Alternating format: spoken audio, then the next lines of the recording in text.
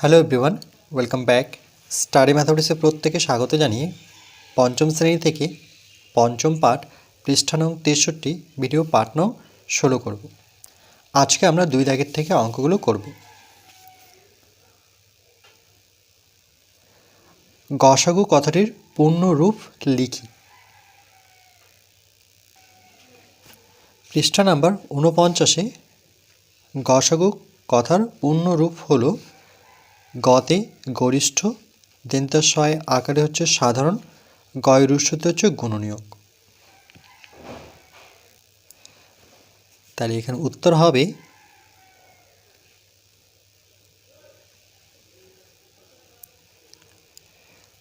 গসাগু কথাটির পূর্ণ রূপ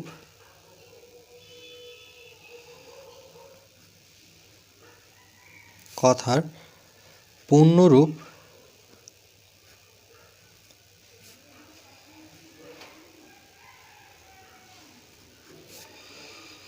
সমান গতে হচ্ছে গরিষ্ঠ,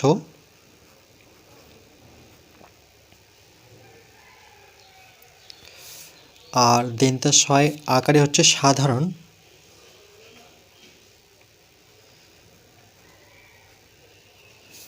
আর গয় রুস্বতে হচ্ছে গুণনীয়ক।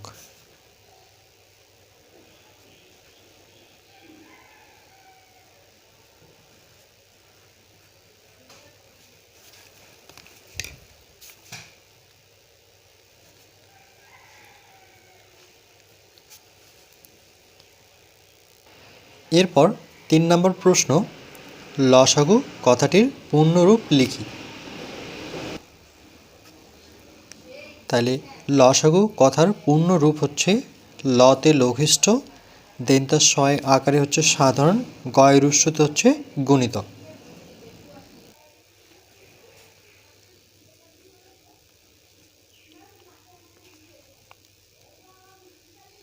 তাই লসাগু কথার পূর্ণ রূপ হচ্ছে লতে লঘিষ্ঠ,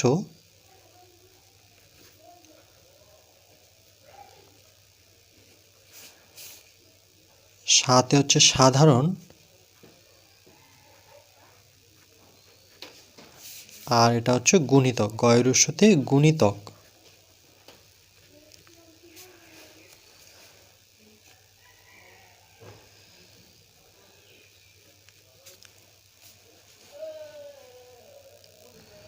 এরপর 4 নম্বর প্রশ্ন, 4,8,12 এর লসাগু কত?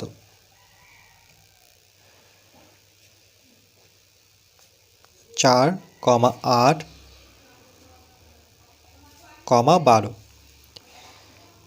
এখানে আমরা 4-এর ঘরে নামতা পড়লে এই তিনটি সংখ্যাকেই একসাথেই পাওয়া যাবে, বা 2-এর ঘরে নামতা পড়লেও কিন্তু পাওয়া যাবে। যেমন 2-এর ঘরে নামতা পড়লে 2 দুগুণে 4, 2-এর ঘরে নামতা পড়লে 4 দুগুণে 8, 2-এর ঘরে নামতা পড়লে 6 দুগুণে 12।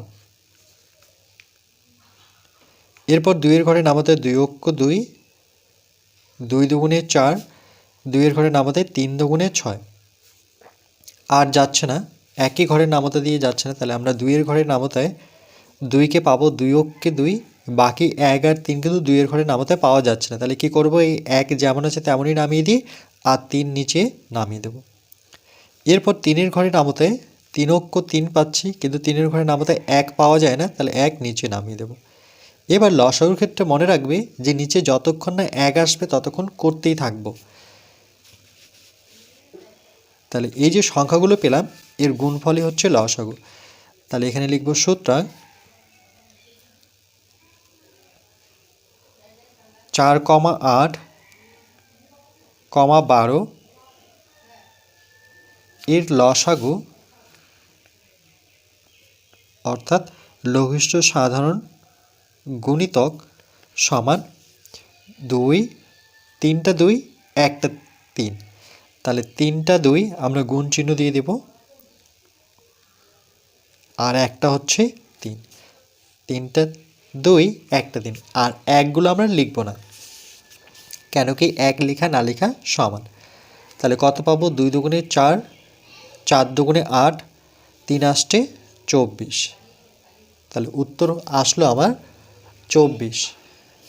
তাহলে 4, 8, 12 এর লসাগু হচ্ছে 24। এটি হচ্ছে উত্তর।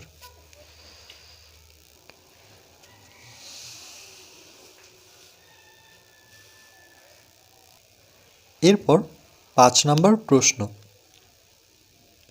দুটি মৌলিক সংখ্যার গসাগু কত? এটির উত্তর হবে দুটি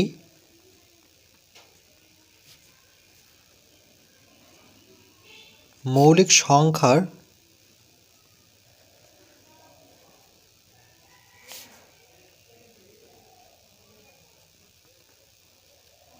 গসাগু 1।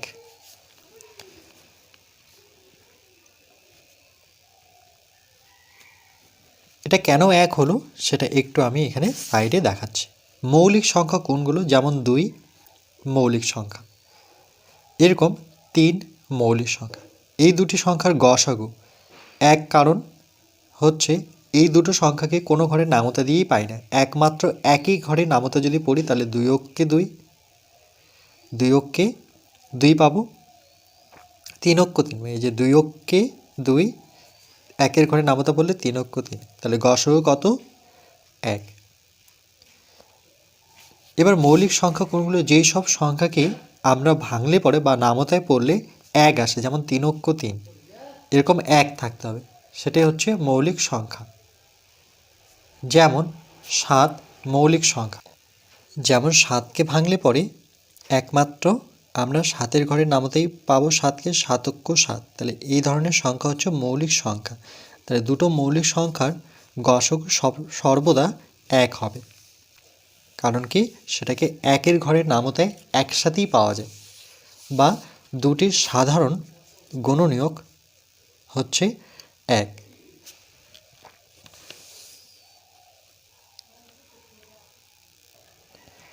এরপর 6 নম্বর প্রশ্ন, দুটি মৌলিক সংখ্যার লসাগু কত?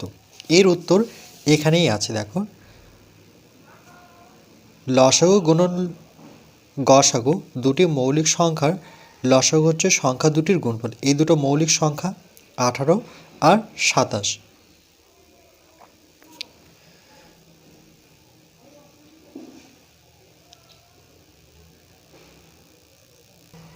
এটা হবে না, কেন এটা যৌগিক সংখ্যা। 18 হচ্ছে 9 দুগুণে 18, 3 লং 27, তাহলে সংখ্যা দুটির গুণফল হবে, কারণ দুটি মৌলিক সংখ্যার লসাগু কত? আচ্ছা দেখো, দুটি মৌলিক সংখ্যা, যেমন এখানে বললাম 7, 3, 11, এগুলো মৌলিক সংখ্যা। ধরে নাও 11 একটি মৌলিক সংখ্যা। এরকম যেই সংখ্যাগুলোকে অন্য ঘরে নামতে পাওয়া যায় না, এরকম কি হতে পারে? 19 হতে পারে একটি মৌলিক সংখ্যা, রাইট? তাহলে এই দুটো সংখ্যার লসাগু কত? বলতে যাচ্ছে যে এই দুটো সংখ্যাকে কি কোনো ঘরে নামতায় আমরা পাই? একই ঘরে নামতায় পাই না। তাহলে প্রথমে 11 দিয়ে ভাঙবো, 11কে 11, তারপরে 11-এর ঘরে নামতায় তো 19 পাওয়া যায় না, তাহলে 19-এ নামলো।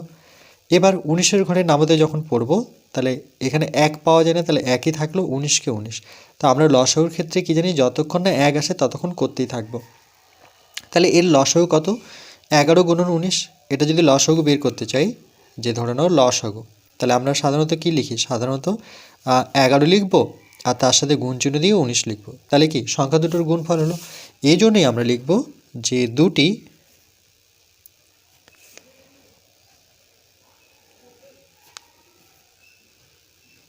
মৌলিক সংখ্যার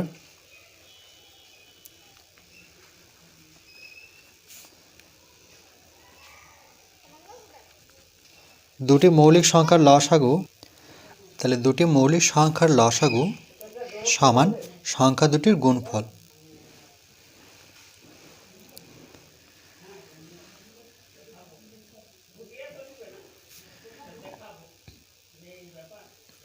সংখ্যা দুটির গুণফল।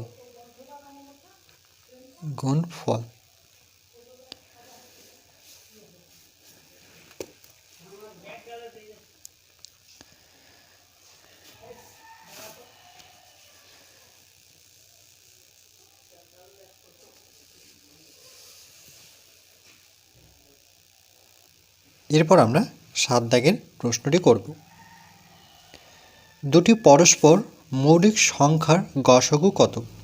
এই কোশ্চেন আর এই কোশ্চেনটা একই। দুটি মৌলিক সংখ্যার গসাগু যেমন এক, ঠিক একইভাবে দুটি পরস্পর মৌলিক সংখ্যার গসাগু হবে এক।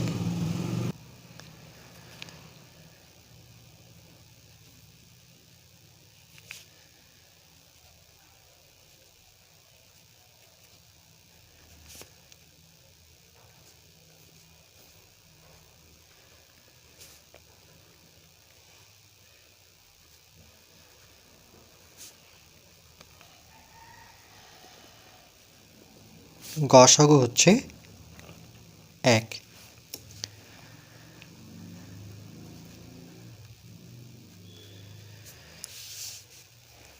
কেন এক হলো? তার কারণ দুটো মৌলিক সংখ্যা, যেমন 3 একটা মৌলিক সংখ্যা, 7 একটি মৌলিক সংখ্যা, দুটো পরস্পর মৌলিক সংখ্যা, এর গসাগু এক হওয়ার কারণ এই দুটো সংখ্যাকে কোনো ঘরের নামতা দিয়ে আমরা পাচ্ছি না, শুধু একমাত্র একের ঘরের নামতায় বললে 3 অক্ষ 3, আর একের ঘরের নামতা পড়লে 7 অক্ষে 7।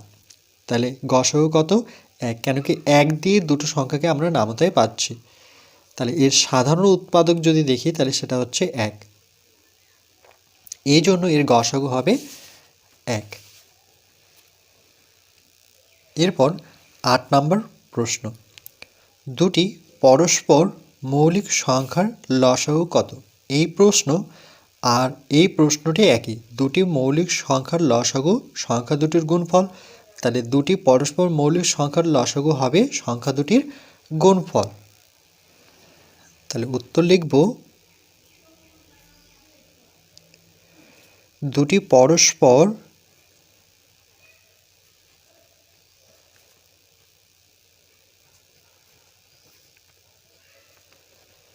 মৌলিক সংখ্যার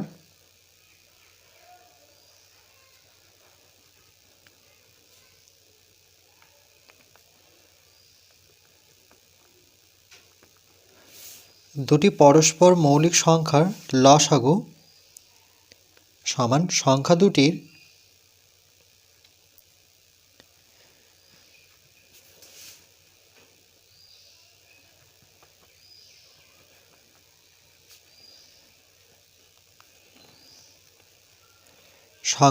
গুণফল।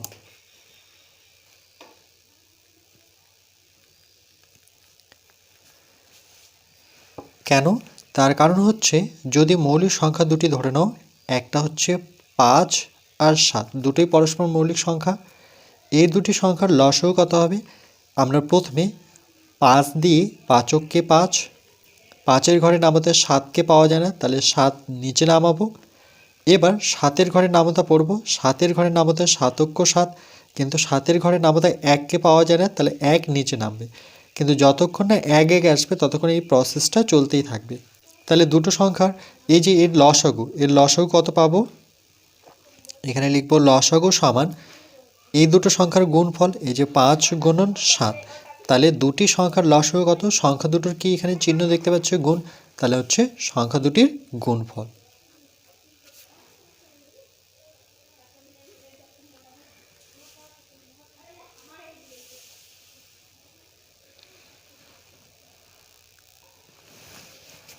এরপর আমরা 9 দাগের অঙ্কটি করব। দুটি সংখ্যার গসাগু 5 ও লসাগু 60, একটি সংখ্যা 15 হলে অন্য সংখ্যাটি কত?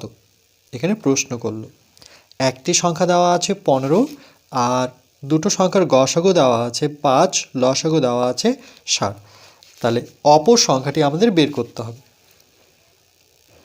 পৃষ্ঠা নাম্বার 62তে এখানে একটি নিয়ম ছিল যে দুটি সংখ্যার লসাগু গুণন গসাগু সংখ্যা দুটির গুণফল। তাহলে এখানে লিখব যে আমরা জানি, বা সাধারণভাবে যে কোনো একটা কথা লিখতে পারি। তো এখানে লিখছি আমরা জানি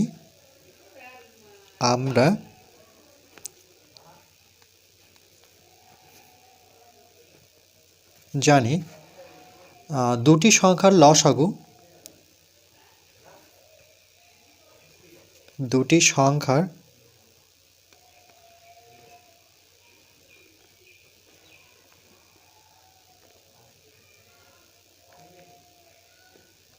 লসাগু গুণন গসাগু সমান সংখ্যা দুটির গুণফল।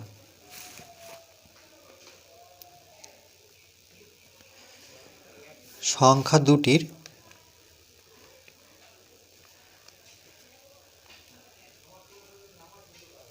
গুণফল। তাহলে এক্ষেত্রে দেখো লসাগুর জায়গায় কত বসাবো, লসাগু কত দেওয়া আছে 60, তাহলে এখানে 60 বসাবো। আবার গুণ চিহ্ন দেব। গসাগুর জায়গায় কত বসাবো, গসাগু দেওয়া আছে 5 সমান এখানে বলছে সংখ্যা দুটির গুণফল। তাহলে এইভাবে লিখতে পারি যে একটি সংখ্যা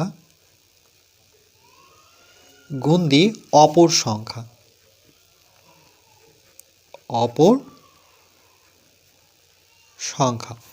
দুটো সংখ্যার কথা বলেছে, তাহলে একটি সংখ্যা অপর সংখ্যা। যেহেতু সমান চিহ্ন দিয়েছি তাহলে এখানে আমরা আরেকটা চিহ্ন ব্যবহার করব বা দিয়ে, কেন এখানে সমান থাকলে এখানে সমান দিতে পারি না। তাহলে বা চিহ্ন দিয়ে এখানে 60 আছে থাক, এখানে গুণ 5 আছে থাক, সমান একটি সংখ্যা কত দেওয়া আছে, দেখো একটি সংখ্যা কত দেওয়া আছে 15। তাহলে এই একটি সংখ্যার ঠিক জায়গায় আমরা 15 বসাবো, গুণ চিহ্ন দিয়ে অপর সংখ্যাটা বের করতে হবে। তাহলে এখানে লিখে নিই অপর সংখ্যা। লেখার পর এবার কি করে বের করব এই কথাটিকে, মানে সমান এর ডান দিকে যে সংখ্যাগুলো আছে বা তার সাথে কথাটি আছে আমরা এখানে লিখব, আর এই দুটোকে এই দিকটা নিয়ে আসব। তাহলে সূত্রাং দিয়ে বা অর্থাৎ লিখে করতে পারি, অর্থাৎ যে লিখব 15 গুণন অপর সংখ্যা সমান, মানে এই কথাটিকে ডান দিকে যেটা ছিল সেটা আমরা বাঁ দিকে নিয়ে আসলাম, আর বাঁ দিকে যেটা থাকবে সেটা ডান দিকে নিয়ে যাব। তাহলে 60 গুণন 5 এটা করা যায়। যেমন পেনটা এভাবে আছে, তো আমি পেনটাকে যা শুধু ঘুরিয়ে দেবো এইভাবে, তো এটাকে এখানে লিখব, এটাকে এখানে লিখব। তাহলে লিখব যে অপর সংখ্যা যেহেতু এটাই বের করতে হবে আমাদের, তাহলে এটাকে আমরা বাঁ দিকে রাখবো, সমান চিহ্ন নেব, আর এটা যেমন ছিল তেমনই রাখবো। তাহলে 60 গুণন 5।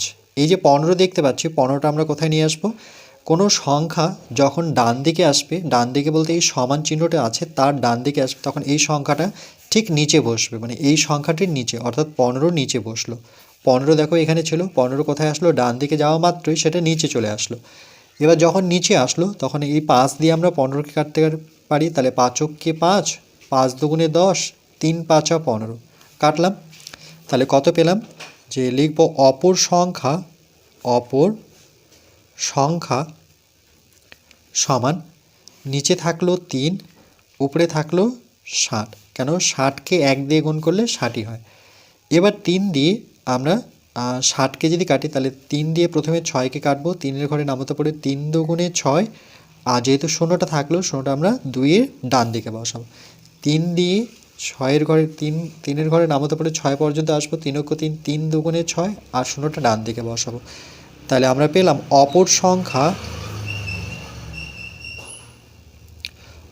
সংখ্যা কত পেলাম, 20 পেলাম।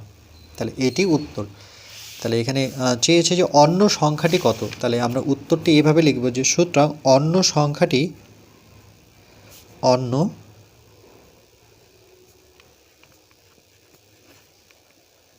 সংখ্যাটি হলো 20।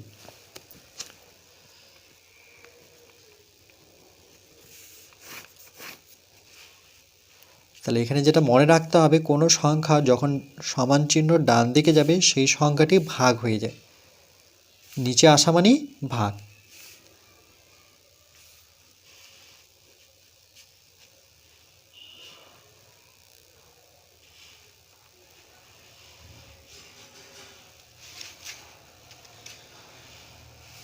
আর তার সাথে যেটা মনে রাখতে হবে সেটা হচ্ছে দুটি সংখ্যার লসাগু গুণন গসাগু সংখ্যা দুটির গুণফল, বা এভাবে লিখতে পারতাম লসাগু গুণন গসাগু সংখ্যা দুটির গুণফল, এভাবে লিখলেও হতো।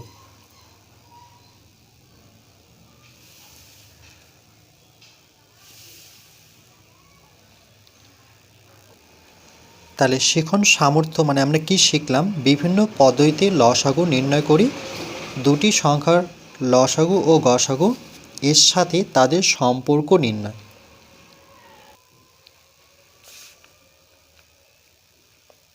এক থেকে 16টি ভিডিওর মধ্যে আমরা এই পঞ্চম পাঠ শেষ করলাম। এরপর পরবর্তী পাঠ অর্থাৎ ষষ্ঠ পাঠ আমরা করব।